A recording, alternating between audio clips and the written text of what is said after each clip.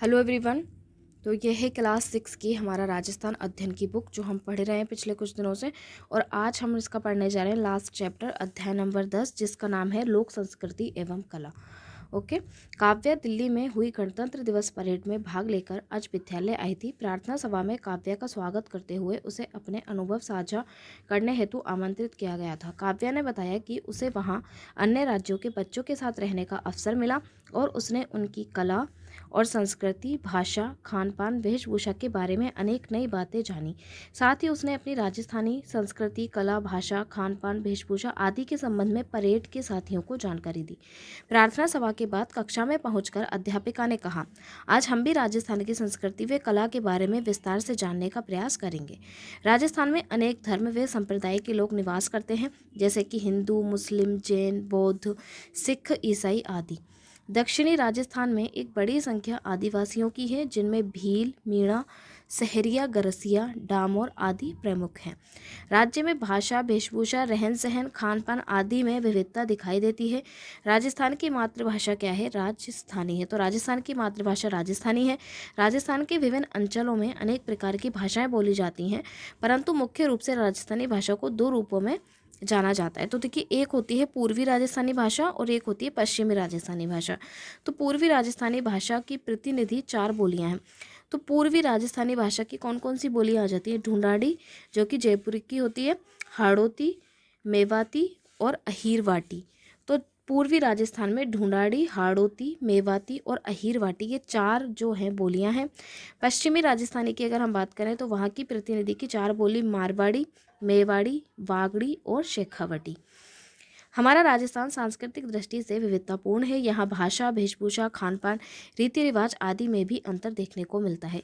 इसलिए कहीं दाल ढोकला खाते हैं तो कहीं दाल बाटी, कहीं बाजरे का खींच खाते हैं, कहीं मक्का की रोटी तो कहीं केर और सांगरी। ये देखिए, दाल बाटी, घेवर, मक्का की रोटी, बाजरे की खींच, केर सांगरी और चूरमा। तो ये राजस्थान में खान पान की विविधता है कि अलग अलग जगह पे अलग अलग खाना यहाँ पर प्रसिद्ध है। वेशभूषा की हम बात करते हैं। राजस्थानी वेशभूषा अपने चटक रंगों के लिए जानी जाती है। पारंपरिक राजस्थानी परिधान परिधान मतलब ड्रेसेस जो होती हैं, तो राजस्थानी जो कपड़े हैं पारंपरिक काफ़ी सुंदर और आरामदायक होते हैं। महिलाएं क्या पहनती हैं? घाघरा चोली और रंग बिरंगी गोटा लगी ओढ़नी पहनती हैं। पुरुषों का पारंपरिक परिधान धोती कुर्ता या फिर कुर्ता पायजामा है। स्वाभिमान व सम्मान का प्रतीक मानी जाने वाली राजस्थानी पगड़ी बहुत आकर्षक होती है। वर्तमान में पश्चिमी वेशभूषा का प्रभाव बढ़ता जा रहा है, फिर भी राजस्थान की बहुरंगी वेशभूषा प्रभावित करती है। मनोरंजन के पारंपरिक साधन कौन से हैं? मनोरंजन जीवन का अनिवार्य अंग है। राजस्थान के विभिन्न अंचलों में स्थानीय एवं सहजता से उपलब्ध पारंपरिक साधनों द्वारा मनोरंजन किया जाता है। राजस्थान के ग्रामीण निवासी स्थानीय एवं सहजता से उपलब्ध साधनों तथा मनोरंजन करते हैं साधनों के द्वारा मनोरंजन करते हैं। ग्रामीण क्षेत्रों में बच्चे गिल्ली डंडा, सितोलिया, लुका छिपी, आंख मिचोली, घोड़ा दमड़ी, मारदड़ी, लट्टू चकर, कंचे का खेल आदि खेलते हैं। चौपड़ चौसर कपड़े पर बनी बिसात पर खेले जाते हैं। तो देखिए, एक खेल होता है चौपड़ चौसर, ये किस पर खेला जाता है? कपड़े पर बनी बिसात पर। तो ये एक फैक्ट बन सकता है। अब ये सब तो खेल होते हैं तो ठीक है, लेकिन यहाँ पर एक फैक्ट क्या बन रहा है कि चौपड़ चौसर कपड़े पर बनी बिसात पर खेले जाते हैं। चर भर नर छारी आदि जमीन पर बनाकर खेलते हैं। अन्य जन समुदाय के मनोरंजन के लिए सपेरे, कालबेलिए, मदारी, जादूगर, पतंगबाजी और कठपुतली आदि के खेल थे। लोकनाट्य शैली की अगर हम बात करें तो ख्याल, हेला, गबरी, तमाशा, तुर्रा, कलंगी, रासधारी, रामलीला, दंगल, स्वांग, नौटंकी, भवई आदि हैं। तो ये जितने भी हैं लोकनाट्य शैली में, और ये सब इन सब की डिटेल्स जो है वो आगे 10th क्लास की बुक में हम पढ़ेंगे। यहाँ भी बहुत बेसिक दे रखा है।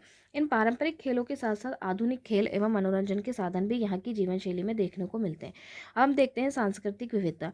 राजस्थान में सभी पर्व व त्योहार हर्ष एवं उल्लास के साथ मनाए जाते हैं, जैसे होली, दीपावली, रक्षाबंधन, ईद, महावीर जयंती, गुरु नानक जयंती, क्रिसमस। साथ ही यहाँ पर गणगौर, तीज, अष्टमी, अक्षय तृतीया आदि पर्व एवं मेले और गवरी, गैर, रम्मत, नृत्य एवं लोकगीत हमारी परंपराओं को दर्शाते हैं। तो सबसे पहले देखिए गणगौर के बारे में यहाँ है। रंगीले राजस्थान का रंग बिरंगा त्योहार कौन सा है? गणगौर। तो गणगौर कैसा त्योहार है? रंग बिरंगा है। गणगौर चैत्र शुक्ल तृतीया से, अब देखिए ये फैक्ट है कि गणगौर कब स्टार्ट होता है? चैत्र शुक्ल तृतीया से ये आरंभ होता है। गण और गौर का शब्द शिव और पार्वती से, ये देखिए एग्जाम में आ चुके हैं इस तरीके के क्वेश्चन, ये एग्जाम में आ गए हैं कि गण का जो मतलब है, गण गौर में गण शब्द का अर्थ है शिव, ओके, और गौर शब्द का मतलब है पार्वती। गणगौर पर मुख्य रूप से शिव व पार्वती की पूजा की जाती है। गणगौर के अवसर पर राजस्थान में कहीं 3 दिन तो कहीं 4 दिन का उत्सव होता है। राजस्थान के समस्त जिलों में यह त्यौहार अत्यंत धूम से मनाया जाता है। अब आती है तीज। तो गणगौर के बारे में यहाँ पे आपको 2 फैक्ट याद रखने हैं। एक तो ये कि यह चैत्र शुक्ल तृतीया से आरंभ हो जाता है और ये शिव और पार्वती का सूचक है। श्रावण के महीने में तीज के बारे में देखते हैं। श्रावण के महीने में मनाया जाने वाला तीज का त्यौहार, तो देखिए कौन से महीने में, श्रावण के महीने में, राजस्थान में एक अलग ही महत्व रखता है। शुष्क राजस्थान में जब काली घटाएं छा जाती हैं तो ये किसी उत्सव से कम नहीं होता है। श्रावण के महीने में शुक्ल पक्ष की तृतीया को नवविवाहित पेड़ों पर झूले डाल करके झूलती हैं। भादों की कृष्ण पक्ष की तीज को कजली तीज और सातुड़ी तीज के नाम से जाना जाता है। तो ये देखिए ये एक फैक्ट बनता है कि भादों की जो कृष्ण पक्ष की तीज है उसे कजली तीज कहते हैं या फिर सातुड़ी तीज के नाम से जाना जाता है। इस अवसर पर महिलाओं द्वारा मेहंदी लगाई जाती है, पार्वती की पूजा की जाती है और उनमें महिलाएं अपने सुहाग की दीर्घायु होने की कामना करती हैं। यह त्यौहार प्रकृति और मनुष्य की निकटता का अनुपम उदाहरण है। इसके बाद आता है शीतला अष्टमी, होली के 8वें दिन। तो ये कब मनाया जाता है? होली के 8वें दिन। देखिए अष्टमी है तो 8वां दिन। चैत्र कृष्ण पक्ष की अष्टमी को शीतला देवी के पूजन के लिए शीतला अष्टमी का त्यौहार मनाया जाता है। इस दिन बासोड़ा भोजन एक दिन पहले बनाया गया, मतलब जो बासी हो जाता है वो भोजन किया जाता है। कब? शीतला अष्टमी पर बासोड़ा भोजन करते हैं। जयपुर के पास चाकसू की शील की डूंगरी और उदयपुर के बल्लभ नगर कस्बे में स्थित शीतला माता के मंदिर में मेले आयोजित किए जाते हैं। तो कहाँ कहाँ? एक तो जयपुर के पास जो चाकसू है, तो चाकसू की शील डूंगरी में, और उदयपुर के बल्लभ नगर कस्बे में जो शीतला माता का मंदिर है, यहाँ मेले लगते हैं। लगभग हर शहर गांव कस्बे में शीतला माता की पूजा अर्चना की जाती है।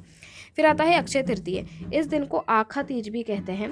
तो देखिए अक्षय तृतीया को ही हम आखा तीज कहते हैं। इस दिन बिना मुहूर्त निकलवाए सभी मांगलिक कार्य किए जाते हैं। इस दिन गेहूं, बाजरा, तिल, जौ आदि की पूजा की जाती है। इस दिन गेहूं व बाजरे की खिचड़ी बनाया जाता है। तो देखिए अगर क्वेश्चन आए कि ऐसा कौन सा त्यौहार है जब बिना मुहूर्त निकलवाए सभी मांगलिक कार्य किए जाते हैं, तो वो आखा तीज का दिन होता है, अक्षय तृतीया का। और इस दिन गेहूं, बाजरा, तिल, जौ आदि की पूजा की जाती है। और जो खीच होता है वो भी कब बनता है? अक्षय तृतीया पर। राजस्थान के प्रमुख मेले, सबसे पहले आता है पुष्कर का मेला। अजमेर जिले के पुष्कर में कार्तिक पूर्णिमा पर, कब लगता है? कार्तिक पूर्णिमा पर एक भव्य मेला आयोजित होता है। इस अवसर पर विशाल बाजार लगता है और देश विदेश से पर्यटक आते हैं। यहाँ अनेक प्रतियोगिताओं का आयोजन होता है जिसमें मेलार्थी उत्साह से भाग लेते हैं। पुष्कर में सुप्रसिद्ध ब्रह्मा जी का मंदिर, तो ब्रह्मा जी का मंदिर कहाँ है? पुष्कर में है। और झील आकर्षण का प्रमुख केंद्र है। सायकाल यहाँ दीपदान होता है। केला देवी का मेला सवाई माधोपुर में केला माता के मंदिर में चैत्र शुक्ल अष्टमी को, तो ये हमें याद रखना है कि कौन सा मेला कब लगता है। तो चैत्र शुक्ल अष्टमी को लगता है केला देवी का मंदिर, जिसे लक्खी मेला भी हम कहते हैं। तो लक्खी मेला कौन से मेले को बोलते हैं? केला देवी के मेले को। जो केला देवी का मेला होता है उसे ही हम लक्खी मेला कहते हैं। चैत्र कृष्ण द्वादशी से चैत्र शुक्ल द्वादशी तक चलने वाले इस मेले में दूर दूर से भक्त आते हैं। अब ये कब से स्टार्ट होता है? देखिए चैत्र कृष्ण द्वादशी से चैत्र शुक्ल द्वादशी तक ये चलता है। महावीर जी का मेला, सवाई माधोपुर जिले में श्री महावीर जी का मंदिर स्थित है। यहाँ चैत्र शुक्ला एकादशी से बैसाख कृष्ण द्वितीया तक मेला चलता है। चैत्र शुक्ल एकादशी से कब तक चलता है? बैसाख कृष्ण द्वितीया तक चलता है। यहाँ 24वें जैन तीर्थंकर महावीर स्वामी की लाल रंग की भव्य प्रतिमा है। कहाँ पर? महावीर जी के अंदर। कोटा का दशहरा मेला, कोटा के महाराव दुर्जन शाल सिंह के शासनकाल में, तो कौन से महाराव? दुर्जन शाल सिंह के शासनकाल में 1729 से 1756 ईस्वी में दशहरा पर्व पर विभिन्न राजसी सवारियों, दरी खाना और पूजा अर्चना के प्रमाण मिलते हैं। महाराव उम्मेद सिंह द्वितीय के शासनकाल 1889 से 1940 में दशहरा पर्व को अत्यधिक आकर्षक बनाने का सिलसिला शुरू हुआ। वर्तमान में यह मेला अपने वैभव और विशालता को लेकर प्रसिद्ध है। हरियाली अमावस्या का मेला, अब आता है हरियाली अमावस्या मेला। उदयपुर में लगने वाले इस मेले, तो ये मेला कहाँ लगता है? उदयपुर में लगता है। इस मेले की शुरुआत महाराणा फतेह सिंह ने 1899 ईस्वी में की थी। तो देखिए पहला ही फैक्ट बन जाता है, हरियाली अमावस्या का मेला कहाँ लगता है? पहली बात तो उदयपुर में लगता है। दूसरा फैक्ट क्या है? महाराणा फतेह सिंह ने इसकी शुरुआत की थी 1899 ईस्वी में। यहाँ प्रतिवर्ष हरियाली अमावस्या को भव्य मेला आयोजित किया जाता है। हिंदू सभ्यता में लोग इसे सावन की शुरुआत के तौर पर मानते हैं। तो ये मेला जब लगता है तो इसे सावन की शुरुआत के तौर पर माना जाता है। श्रावण माह के कृष्ण पक्ष में लगने वाला यह मेला, तो ये कब लगता है? हरियाली की बात है तो श्रावण माह में लगता है, कृष्ण पक्ष में लगता है। यह मेला सावन और उससे मिलने वाली खुशी का संचार करता है। ख्वाजा मोइनुद्दीन चिश्ती का उर्स। ख्वाजा मोइनुद्दीन चिश्ती ईरान से भारत आए थे। इनको गरीब नवाज के नाम से भी जाना जाता है। अजमेर में उनकी दरगाह पूरे देश के लोगों की आस्था का केंद्र है। तो इनकी दरगाह अजमेर में है। इस्लामिक कैलेंडर के रजब माह की 1 से 6 तारीख तक, तो कब लगता है ये मेला? रजब माह की 1 से 6 तारीख तक अजमेर में ख्वाजा साहब का उर्स मनाया जाता है। यह मेला सर्वधर्म संभाव की अनूठी मिसाल माना जाता है। बेणेश्वर मेला, यह राजस्थान के आदिवासी समाज का सबसे बड़ा मेला है। तो देखिए, सबसे बड़ा मेला, आदिवासी समाज की बात आ गई यहाँ पे, तो आदिवासी समाज का जो मेला है सबसे बड़ा, वो बेणेश्वर मेला है। माघ पूर्णिमा के अवसर पर डूंगरपुर जिले में माही, जाखम और सोम नदियों के संगम स्थल पर यह मेला लगता है। तो ये मेला कहाँ लगता है? डूंगरपुर जिले में लगता है। माही, जाखम और सोम नदियों के संगम स्थल पर यह मेला लगता है। कौन सा मेला? बेणेश्वर मेला। इसमें लोग अपने दिग्वंतों की अस्थियां भी प्रवाहित करते हैं।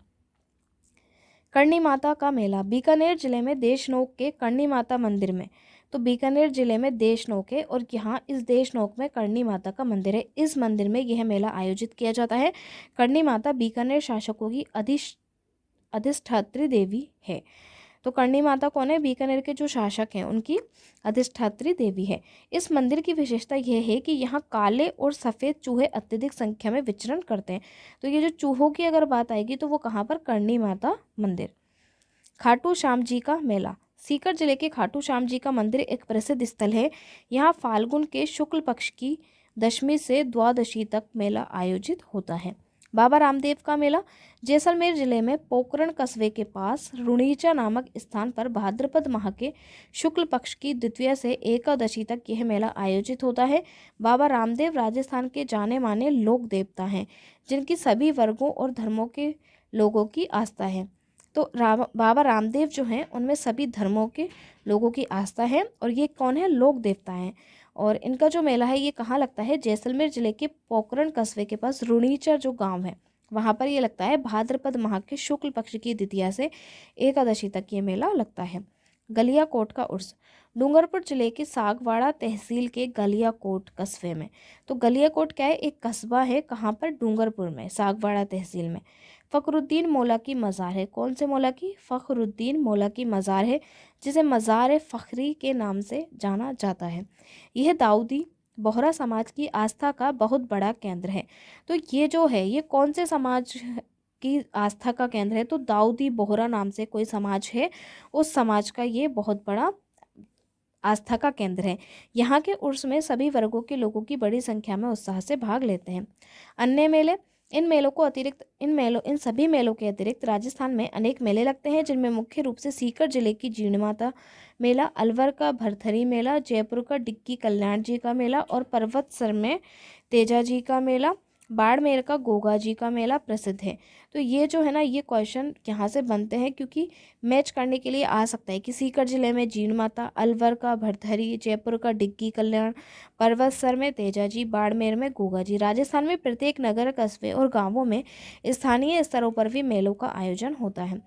प्रमुख लोक देवता एवं संत, समाज सुधार कार्य, मानव सेवा, वन संरक्षण, पशुधन की रक्षा, गुरु भक्ति, वचन पालन जैसे मूल्यों के लिए जीवन देने वाले अनेक महापुरुष राजस्थान में लोक देवता व संत के रूप पूजनीय हैं।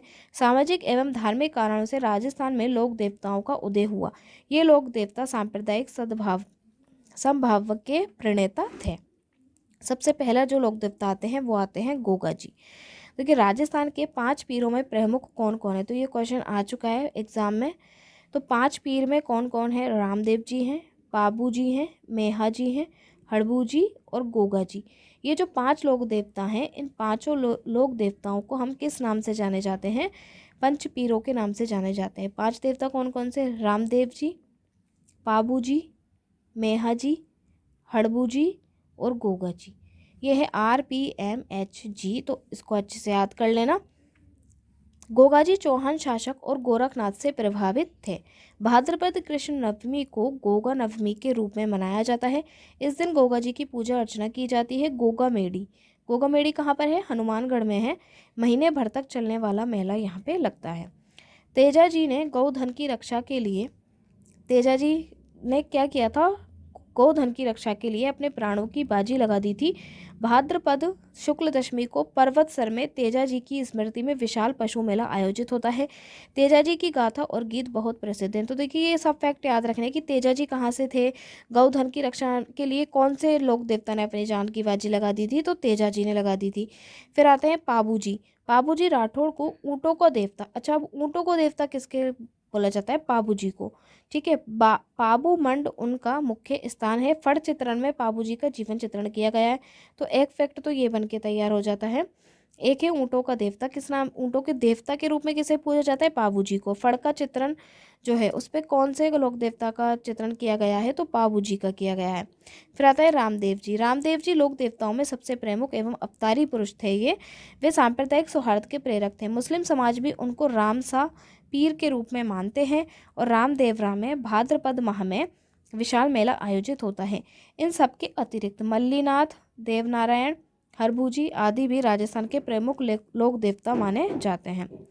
अब देखिए मीराबाई का जन्म मेड़त या राठौड़ वंश में कुड़की ग्राम मेड़ता में हुआ था। तो ये याद रखना भाई, मीराबाई का जन्म कहाँ हुआ था? भक्तमती मीराबाई का विवाह किससे हुआ था? मेवाड़ के सिसोदिया वंश के महाराणा कुमार भोजराज के साथ हुआ था। बचपन से ही कृष्ण भक्ति में मीरा का मन रम गया था। मीराबाई के विवाह के कुछ समय पश्चात उन्हें वैधव्य का दुख झेलना पड़ा, मतलब वो विधवा हो गई थी। वे संसार से विरक्त हो गई थी और अपना पूरा ध्यान कृष्ण भक्ति पर केंद्रित कर लिया था। सरल व सहज भक्ति मीरा की विशेषता रही है, उन्हें उनके पदों में भी झलकती है। दादू दयाल के जन्म के समय लेकर विद्वानों में एक राय नहीं है। 1585 ईस्वी में फतेहपुर सीकरी में इन्होंने अकबर से भेंट की और फिर राजस्थान में आकर भक्ति का प्रसार किया। 1603 में आमेर के पास नारायणा गांव में इन्हें देह त्याग दी। तो ऐसे कौन से विद्वान थे जिन्होंने किससे भेंट की थी? अकबर से भेंट की थी। ठीक है, कौन से संत थे जिन्होंने अकबर से भेंट की थी? तो वो दादू दयाल थे। ओके। जाम्भोजी महाराणा विश्नोई संप्रदाय के प्रवर्तक थे। तो विश्नोई संप्रदाय के प्रवर्तक कौन थे? जाम्भोजी थे। इनका जन्म विक्रम संवत 1508 की भाद्रपद कृष्णा अष्टमी को पीपासर नागौर में एक जगह है वहाँ हुआ। जाम्भोजी के उपदेशों पर चलते हुए विश्नोई समाज निरंतर पर्यावरण की रक्षा व जीव हत्या के विरोध में प्रयासरत है, जो कि अनुकरणीय है। जसनाथ जी। संत जसनाथ जी का जन्म कतरिया सर बीकानेर में हुआ है। इन्होंने गोरखनाथ से प्रभावित होकर तपस्या व चमत्कारी योगी ये हो गए जसनाथ जी। श्रद्धानाथ जी। राजस्थान के शेखावटी क्षेत्र में संत श्रद्धानाथ जी ने स्वयं शिक्षित नहीं होते हुए भी जन जन में शिक्षा की अलग जगाई। इन्होंने अपरिग्रह, समता व चरित्र निर्माण की शिक्षा प्रदान की। सीकर जिले के लक्ष्मणगढ़ में त्याग व तपस्या के प्रतीक एक आश्रम का निर्माण करवाया, जो सभी वर्गों के लिए पवित्र स्थल है। इनकी मान्यता थी कि स्वच्छता में ही ईश्वर का निवास होता है, अतः यह आश्रम का आदर्श वाक्य बन गया कि स्वच्छता में ही ईश्वर का निवास होता है। तो ये आश्रम वाक्य किसके उससे बनाए? श्रद्धानाथ जी। अब आती है बात हस्तकला की। सबसे पहले है काष्ठ कला। काष्ठ कला राजस्थान की एक प्रसिद्ध हस्तकला है। इस कला में लकड़ी से विविध प्रकार की कलात्मक वस्तुएं बनाई जाती हैं। इस कला का प्रधान केंद्र बस्सी चित्तौड़गढ़ है। तो देखिए मैं हाईलाइट कर देती हूँ पॉइंट्स जो इंपॉर्टेंट्स हैं। तो जो काष्ठ कला है इसका प्रधान केंद्र आपको याद रखना है बस्सी चित्तौड़गढ़। बस्सी एक जयपुर में भी है, लेकिन ये चित्तौड़गढ़ में जो बस्सी है ना, वो लकड़ी के बेवाण, कावड़ और रंगाई छपाई के ठप्पे यहाँ तैयार किए जाते हैं। लकड़ी से निर्मित खिलौनों एवं कठपुतली निर्माण के लिए उदयपुर प्रसिद्ध है। अच्छा, लकड़ी के जो खिलौने बनते हैं और कठपुतलियाँ बनती हैं उसके लिए उदयपुर प्रसिद्ध है। जेठाना ये डूंगरपुर में है, ये लकड़ियों की मूर्तियों के लिए प्रसिद्ध है। और शेखावटी व बीकानेर फर्नीचर के लिए जाना जाता है। फिर आता है मूर्ति कला। राजस्थान अपने संगमरमर के लिए प्रसिद्ध रहा है। विभिन्न स्थानों पर अलग अलग प्रकार के पत्थर पाए जाते हैं।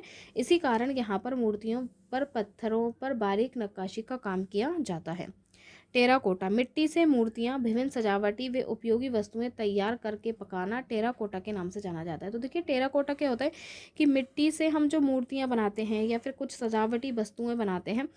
नाथद्वारा के समीप मोलेला इस काम हेतु प्रसिद्ध है। तो देखिए टेराकोटा के लिए कौन सी जगह प्रसिद्ध है? मोलेला। मोलेला कहाँ पर है? नाथद्वारा में है। अलवर व बाड़मेर में भी टेराकोटे की वस्तुएं निर्मित की जाती हैं। फिर आता है ब्लू पॉटरी। चीनी मिट्टी के सफ़ेद बर्तनों पर किए गए नीले रंग के अंकन को हम ब्लू पॉटरी के नाम से जाना जाता है। इसके अतिरिक्त ब्लू पॉटरी, सुनहरी पॉटरी आदि भी प्रसिद्ध है। इसके द्वारा डिज़ाइनर कप, प्लेट, अन्य बर्तन, खिलौने व सजावटी सामान जैसे फूलदान आदि बनाए जाते हैं। लाख का काम। लाख के काम में चपड़ी को पिघलाकर उसमें चाक, मिट्टी, ब्रोजा आदि मिलाकर के गूंथ लिया जाता है। उसी से विभिन्न चीज़ें तैयार की जाती हैं। सजावट के लिए कांच एवं मोती लगाए जाते हैं। जोधपुर, जयपुर इन आभूषणों के लिए प्रसिद्ध है। किसके लिए? लाख के काम के लिए। आभूषण, जड़ाऊ गहनों के लिए तो जयपुर, जोधपुर, बीकानेर, उदयपुर विख्यात है। मूल्यवान पत्थर को तराशने का काम कहाँ पर होता है? जयपुर में होता है। कांच पर बारीक सोने की नक्काशी का काम थेवा कला कहलाती है। देखिए थेवा कला क्या कहलाती है? कांच होता है, उस कांच के ऊपर बारीक सोने की अगर हमने नक्काशी की है, बारीक सोने से हमने काम किया तो उसको हम थेवा कला कहते हैं और इसके लिए प्रतापगढ़ प्रसिद्ध है। तो ये काफ़ी इंपॉर्टेंट फैक्ट हो जाता है कि कांच पर बारीक सोने की नक्काशी का काम थेवा कला कहलाती है और थेवा कला प्रतापगढ़ की प्रसिद्ध है। प्रतापगढ़ की जनजातियों में पीतल और चांदी के आभूषणों के लिए विख्यात है। कपड़े पर छपाई।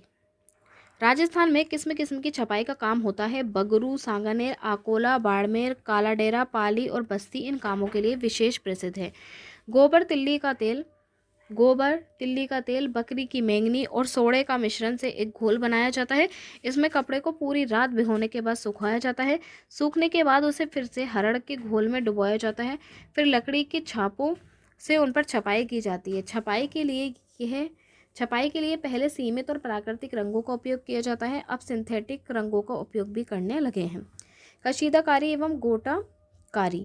राजस्थान के अनेक स्थानों पर कपड़ों पर कशीदाकारी भी की जाती है। कशीदों में मुख्यतः पशुओं के चित्र उकेरे जाते हैं।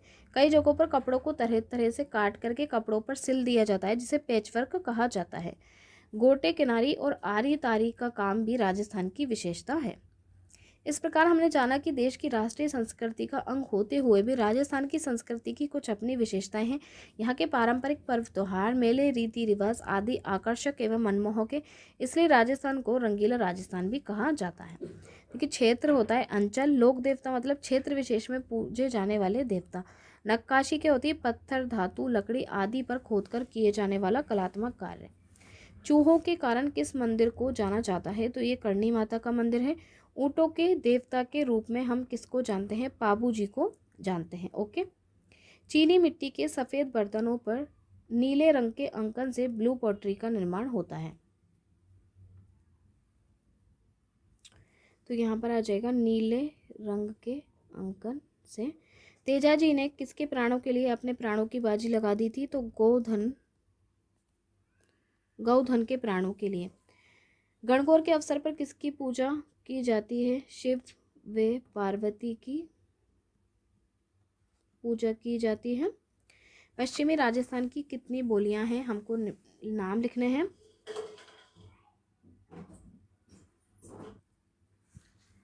पश्चिमी राजस्थान की कितनी बोलियां हैं? पश्चिमी राजस्थान की 4 बोलियां हैं। मारवाड़ी, मेवाड़ी, वागड़ी और शेखावटी।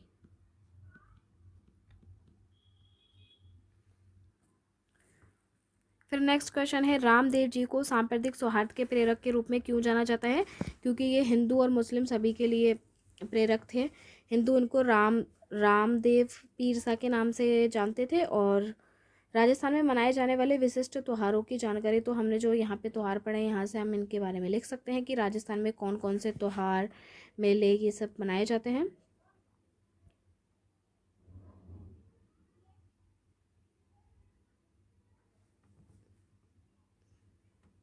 तो ये रहे सब राजस्थान के त्योहार, गणगौर, तीज, यहाँ से हम इनकी जानकारी लिख सकते हैं। तो ये जो चैप्टर है कंप्लीट हुआ। चैप्टर क्या मतलब क्लास 6 की बुक जो है वो कंप्लीट हो चुकी है।